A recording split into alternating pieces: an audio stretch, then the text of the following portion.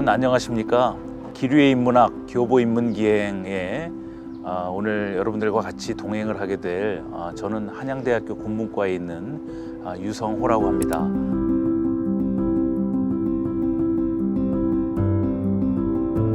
오늘 우리에게 너무도 잘 알려진 시인 윤동주 선생의 발자취를 따라가는 과정에서 그분의 대학 시절, 일제강점기에는 연희전문학교라고 불렸고 지금 연세대학교 공간인 이 공간과 그분이 대학 시절을 거쳤던 좀 중요한 장소들을 이렇게 거치면서 그분의 젊은 날, 그리고 우리의 어떤 험난했던 역사, 그리고 사람들의 기억을 통해서 전승되는 윤동주의 어떤 빛과 힘에 대해서 이렇게 한번 같이 기행을 해보도록 하겠습니다. 오늘 저와 같이 윤동주 기행을 같이 해줄 동반자를 소개해드리겠습니다. 전승민 평론가입니다. 오늘 저희가 가게 될 장소는 어떤 곳이 있을까요? 지금 우리가 지금 여기 있는 연세대학교 캠퍼스가 이제 메인 장소가 될 것 같아요. 그분이 수업을 들었던 공간이 있고 또 이제 기숙사 생활을 하셨던 공간이 있고 윤동주 국문학공원이라 해서 조성한 시비와 이제 기념관이 있고요. 공간을 달리해서 그분이 이제 기숙사 생활 외에 이제 하숙을 했던 공간이나 윤동주를 이렇게 기념하고 기리는 기관인 윤동주 문학관까지 이렇게 같이 섭렵함으로써 어떻게 보면 시간으로는 한 7, 80년을 잇는 것 같기도 하고 또 굳이 이렇게 포커스를 맞춘다면 1938년부터 41년까지 그 4년간을 한번 이렇게 돌아보는 그 공간을 통한 시간 여행이라고 할 수 있을 것 같아요.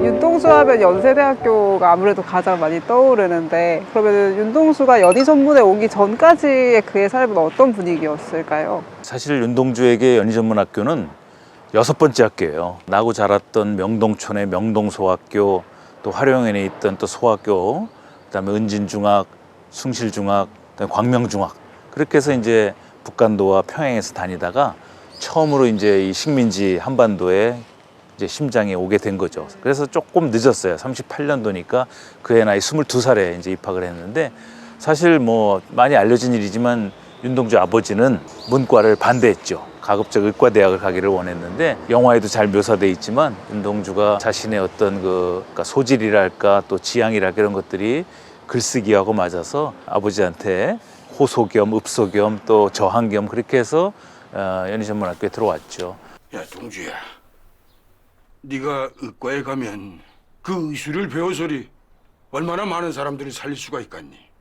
그게 글 한 줄 쓰는 것보다 훨씬 좋은 일 아니야? 글쟁이로 잘해봐야 신문 기자밖에 도대가서. 문과도 좋은 대학 나오면 좋은 직장 얻을 수 있으면. 네가 문과에 가겠다는 거니 글쟁이 되겠다는 거 아니야?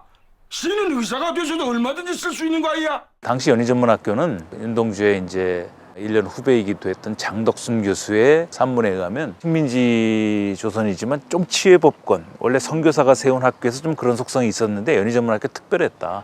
그래서 캠퍼스 곳곳에 태극 문양이 있었고 또 거의 뭐 100% 다 조선어로 강의를 했고, 그리고 이제 당시 식민지가 이제 말기로 넘어가는 그 와중에서도 그러니까 어떤 민족 정신의 그런 모토를 지켰던 그런 캠퍼스로 알려져 있어요. 윤동주나 송몽규가 이곳에 진학했던 이유 중에 뭐 여러 가지가 있겠지만 그런 그 자신의 글쓰기 지향하고 맞았던 것이 연희전문 문과를 택한 그런 이유가 될 것 같습니다. 그리고 이제 이 캠퍼스 안에 윤동주가 직접 지냈었던 기숙사도 있고, 저희가 이동을 할 건데 그 전에 저희가 시비를 얘기를 하지 않을 수 없을 것 같아요. 이 시비에 어떤 시가 쓰여 있는지, 그리고 글씨가 손글씨 같은데 이거 설명을 좀 해주실 수 있을까요? 이 시비는 1968년도에 이제 설계돼서 이렇게 제작되었는데 아마 뭐 국내외에 있는 윤동주 시비의 뭐 최초의 모델이죠. 지금은 윤동주 시비가 한중일에 다 있어요. 중국에 가도 그의 모교인 이제 대성중학, 지금 이름이 대성중학이죠. 거기에 시비가 있고, 일본에 가면 뭐 동지사대학이나 우지강변에 시비가 있고, 윤동주 문학관에도 시비가 있고 해서 시비가 많은데 그래도 이 시비가 가장 고전적이고 가장 아름답고 또 여기서 그 많은 사람들이 사진 찍은 그 아주 명커트가 많죠. 여기 지금 윤동주의 그 하늘과 바람과 별과 시의 서시로 쓰여졌던 작품이 이렇게 새겨져 있습니다. 윤동주의 친필을 그대로 집자를 해가지고 이렇게 현대어 맞춤법으로 맞춰서 41년 11월 20일 그러니까 그가 대학 4학년 이제 늦가을에 써서 이 시를 마지막 써서 시집을 묶었으니까 윤동주의 학창 시절의 마지막 작품이 되겠습니다. 제목은 서시지만 사실은 마지막 시예요. 당시 이제 윤동주 선생의 아우분이셨던 윤일주 선생이 건축을 전공하셔서 이 설계와 이 제작에 상당히 깊이 주도를 하셨어요. 아주 아름다운 시비로 이 연세대학교의 명소로 심장으로 전공과 상관없이 시대와 상관없이 언제나 여기서 담소를 나누고 공부도 하고 또 연애도 하고 이런 그 공간입니다. 마지막 작품이 서시가 처음이 된다는 게 굉장히 울림이 큰 것 같아요. 그렇죠? 네. 그리고 이 시를 쓰고 나서 이제 시집 제목을 하늘과 바람과 별과 시로 윤동주가 최종 정해요. 이렇게 죽는 날까지 하늘을, 다음에 잎새는 바람에도, 다음에 별을 노래하는 하늘, 바람, 별이 나오고 이제 이게 이제 시니까 하늘, 바람, 별, 시를 이렇게 묶어서 원래 생각했던 제목에서 바꾸어서 하늘과 바람과 별과 시로 제목을 짓는 그 계기가 되는 작품이기도 합니다. 하늘과 바람과 별과 시라는 제목이 지금 생각하면 평범하지만 당시로서는 아주 파격적인 제목이에요. 그렇게 나열형 긴 제목이 우리 한국 시사에 없거든요. 그러니까 윤동주가 이 작품에 가졌던 그 애정이랄까 의미는 굉장히 컸던 것이 사실인 것 같습니다. 그걸 새겨서 국민적인 애송시가 이제 되어서 뭐 윤동주를 아는 분들에서 대표작을 물어보면 뭐 거의 서시를 말하곤 하는 그런 작품이 되겠습니다. 네. 그럼 저희가 이제 본격 그의 생활, 삶을 들여다보기 위해서 기숙사 쪽으로 한번 이동을 네, 해보겠습니다.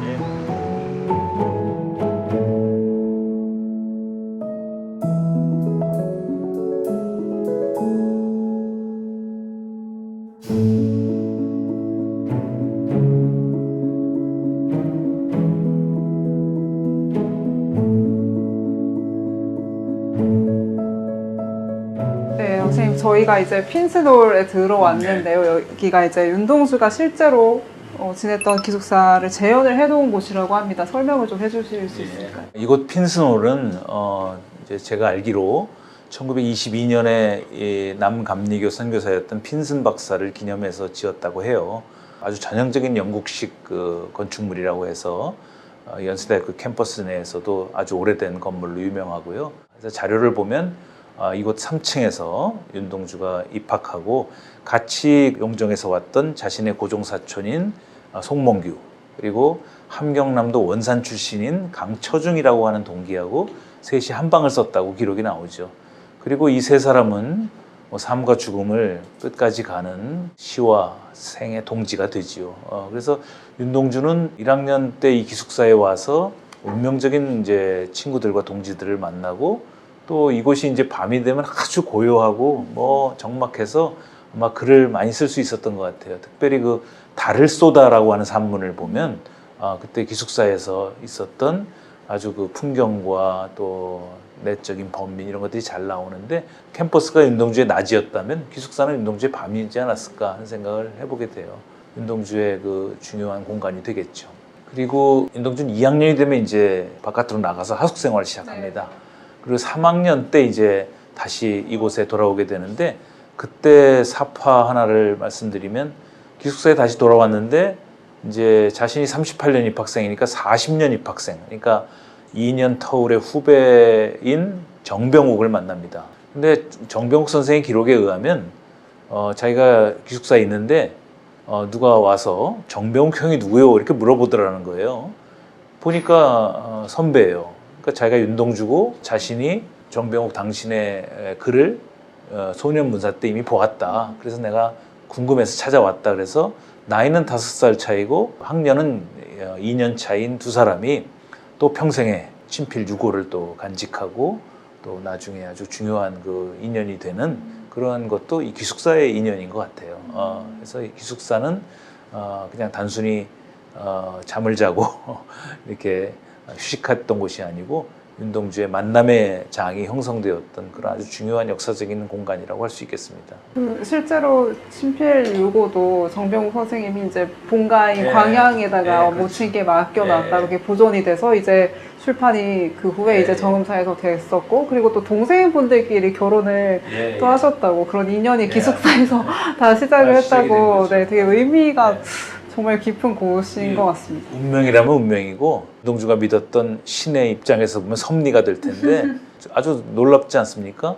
그 생애 선후배로 만나서 전달했던 친필 유고가 남아서 민족의 정전이 되고, 윤동주의 동생분인 윤일주 선생 그리고 정병옥 선생의 여동생인 정덕희 여사가 결혼하심으로써 사후의 사돈이 되는 이런 아주 좀 보기 드문 인연도 이렇게 있었던 그 시작이 이곳 기숙사라고 할 수 있겠습니다. 윤동주는 1학년 때 이제 들어와서 시를 여러 편 써요. 근데 아마 연희전문 4년 동안 그의 대표작이 거의 다 쓰여졌다고 봐야겠죠. 그리고 22살이니까 10대 때 썼던 습작에서 한결 벗어나서 아주 완성도 높은 시를 씁니다.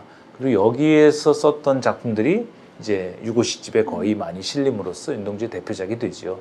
그래서 오늘 1학년 때 썼던 작품 중에 그 입학하자마자 5월 달에 썼던 새로운 길이라는 작품하고 좀 후반부에 썼던 슬픈 족속이라는 시를 한번 봄으로써, 하나는 대학생으로서의 어떤 낭만적 출발, 새로운 기대를 안고 있는 이른바 프레시맨의 참 선언서 같은 시고, 하나는 처음으로 서울에 와서 민족 현실을 발견하면서 슬픈 족속, 이 족속이란 말은 민족이라는 근대어를 쓰지 아니하고 다분히 종족적인 족속이라는 말을 씀으로써, 물론 성경에서 영향을 받았겠죠.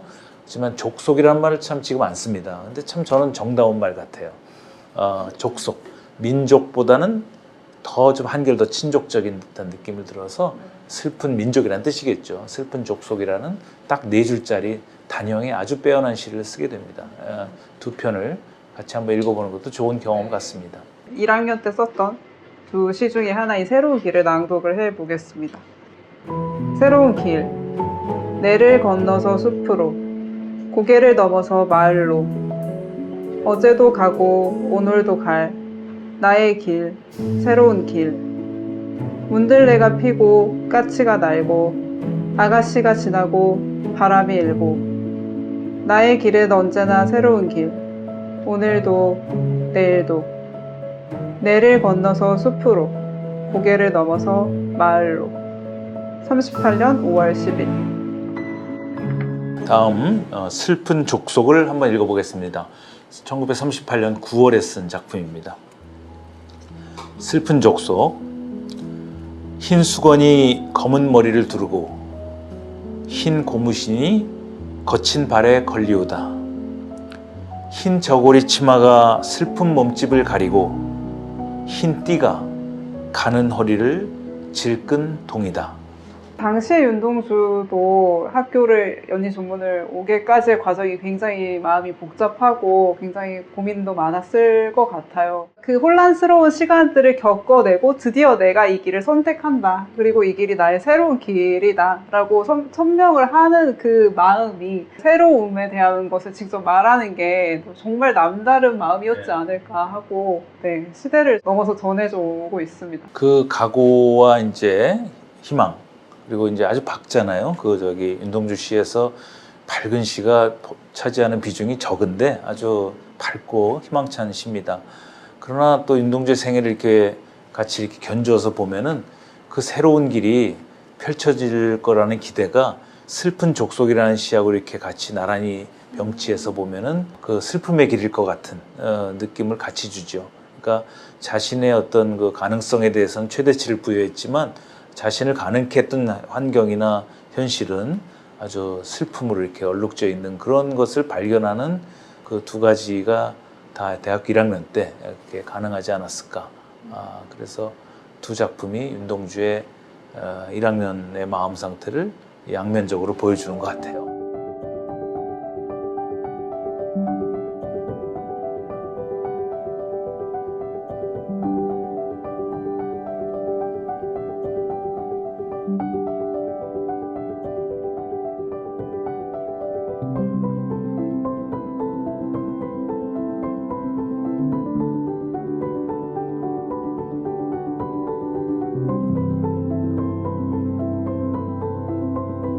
이 작품은 아까 우리 전승민 씨가 이제 낭송한 작품인데 38년도에 입학해서 바로 그 5월에 쓴 아주 그 신입생으로서의 그 밝은 그 어조가 들어 있습니다.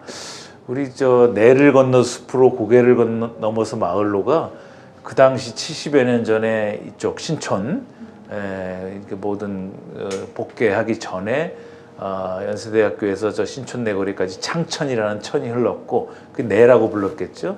그리고 이제 연세대학교 전체는 다 이제 숲이었으니까 이게 내를 건너 숲으로 이렇게 들어오는 그 윤동주의 모습이 보여요. 그다음에 안산을 넘어서 또 사람들이 사는 마을로 이렇게 했던 당시의 동선이 이렇게 사실적으로 그려지는 측면도 있고 또 저기 있는 민들레, 까치, 아가씨, 바람이 어떤 건 식물이고 어떤 건 동물이고 어떤 건 사람이고 어떤 거는 이제 자연 현상인데 그런 것들이 다 자신의 길을 이렇게 축복하는 듯한 느낌이 있죠. 특히 저기서 바람이 일면서 자신의 길을 이렇게 새롭게 열어주는 길인데 나중에 졸업 직전에는 그 바람이 나를 이제 잎새이는 바람에도 나는 괴로워했던 그 길로 좀 바뀌죠. 그러면서 이렇게 밝은 이미지에서 조금 더 성숙해지는 이미지로 시 안에서 상당히 그 아주 깊은 변화 과정을 보여주면서 우리에게 감동적인 드라마를 전해주는 것 같아요. 한 가지 더는 이제 그 윤동주가 동지사대학 재학 시절에 마지막 동료들과 소풍 갔던 그게 교토의 외곽에 있는 우지강변이라는 데거든요. 거기에 이제 그 다리에서 마지막 사진을 찍었는데 그 옆에다가 이제 최근에 한 3년 전에 시비를 하나 세웠죠. 거기에 새로운 길을 새겨서 넣었어요. 그러니까 서시가 대표적인 작품이 맞지만 이 작품도 이제 청년 윤동주의 어떤 모습을 보여주는데 아주 중요한 자료로 이렇게 이제 확인이 되는 것 같습니다.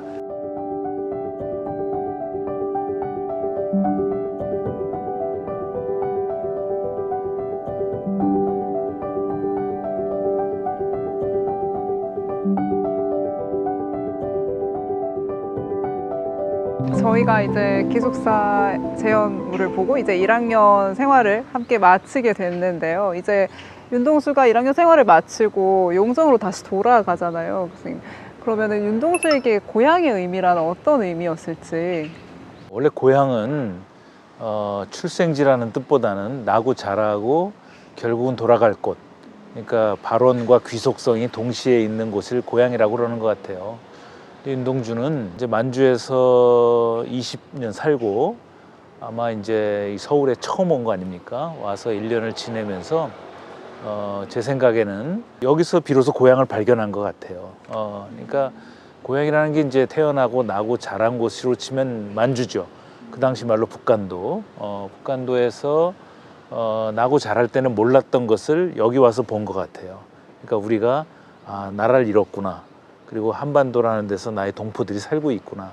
또 여기서 사람들이 슬픈 족속으로 사는구나. 이런 거를 느끼면서 자기가 돌아간 고향이 사실은 고향이 아니고 자신의 고향이 한반도에 있을지도 모른다는 그런 생각을 한 것 같아요. 그래서 또 다른 고향이라는 시를 쓸 수 있었고 말년에 쓴 그 별에는 밤에 보면은 어머니를 부르면서 어머니를 고향에 계신 어머니라고 부르지 않고 북간도에 계신 어머니라고 부름으로써 사실은 자신의 고향은 북간도가 아니고 자기가 또 다른 찾아야 할 고향 같은 느낌을 많이 갖는 걸로 보면은 그런 의미에서 이중의 실향민이 된 것 같은 느낌 같은 게 당시 식민지 수도였던 경성에서 발견했을 거라고 생각이 듭니다.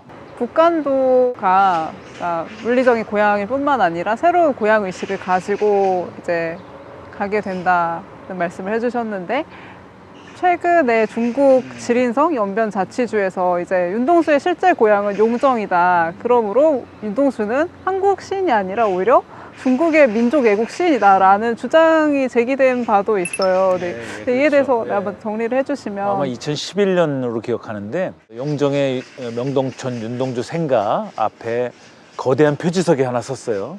그 이전에는 없던 거죠, 물론. 근데 거기에 중국 조선족 애국 시인 윤동주 고거라는 말은 이제 생가란 뜻이죠. 그런 표지석이 한자와 우리말로 이렇게 새겨져 있는 거대한 표지석이 섰는데 중국 조선족 애국 시인의 그 애국은 뭐 문자상으로 보면 틀림없이 중국을 가리키는 것인 명약관화한 것 같아요. 그런데 조선족이라고 하는 지금 중국 땅에 살고 계신 우리 동포들의 그 이름은 1948년, 49년에 당시 마오쩌둥이 세운 중화민국 이후에 소수 민족들에게 붙인 사후적 네이밍이에요. 그러니까 그 이전 48년 이전에 중국 땅에 살았던 조선인들에게는 따로 종족 명칭이 없었습니다. 그냥 조선 사람들, 뭐 조선에서 온 아이들 뭐 이렇게 쓰니까 윤동주는 그 45년 이전에 돌아가셨으니까 윤동주를 조선족이라고 부를 수는 없죠. 그때 그 윤동주하고 살았던 분들의 후예들이 지금 조선족인 건 맞죠. 근데 윤동주는 문헌상으로도 단 한자도 일본어나 중국어로 남기지 않았고요. 별에는 밤에 보면 그 폐, 경, 옥 그런 중국 소녀들을 이국 소녀라고 부름으로써 중국과 자신이 분명히 다른 나라 사람임을 명시했고 또 쉽게 쓰여진 시에도 보면 창밖에 밤비가 속살거려 육첩방은 남의 나라라고 함으로써 일본도 명백하게 남의 나라 타국임을 입증했습니다. 그러니까 심리적으로 법률적으로 다 조선 사람이었던 것이죠. 그러니까 중국에서 윤동주를 중국 조선족 애국시인이라고 불렀던 것은 윤동주의 가치와 성과가 올라감으로써 그 입도선매하려는 어떤 그 제국의 야심의 어떤 그런 속성이 있고, 그래서 우리 정부나 우리 민간에서 할 일은 그걸 뭐 한국 시인으로 바꾸기는 어려울 거예요. 중국 지자체하고 잘 협의해서 저는 그 앞에 그 날리고 그냥 시인 윤동주 생가라고 한자와 한글로 병기하면 그게 가장 좋은 그 절충책이 되지 않을까. 우리가 윤동주 선생을 제자리로 돌리려면은 아마 그 중국 조선족 애국 시인이라고 명기된 것만은 어떤 형태로든 이렇게 아마 좀 변경해야 되지 않을까 그런 생각을 하고 있어요. 네, 이제 저희가 지금까지 1학년 생활을 돌아보았는데요. 이제 1학년 생활을 마치고 윤동주가 부가연동에서 하숙을 시작하게 되지요. 이제 그래서 저희가 2학년 생활부터는 본관으로 옮겨서 한번 말씀을 나눠보겠습니다.